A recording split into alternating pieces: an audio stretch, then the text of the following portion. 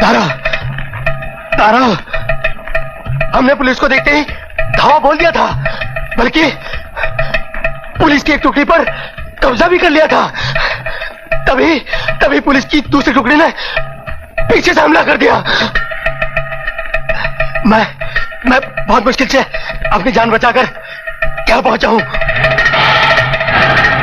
शाका जरूर पकड़ा जाएगा, नहीं तो मारा जाएगा।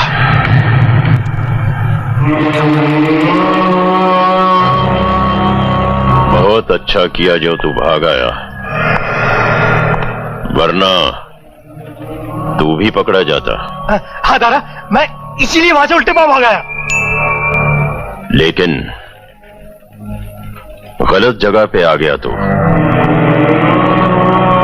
क्योंकि वहां शायद तू पकड़ा जाता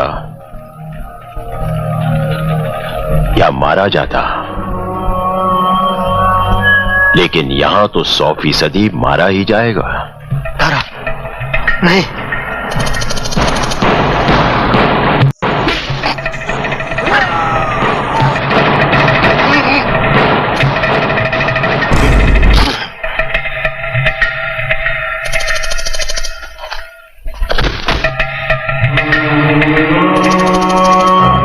जो काम हाथों से हो सकता है गुल, उसके लिए हथियार क्यों?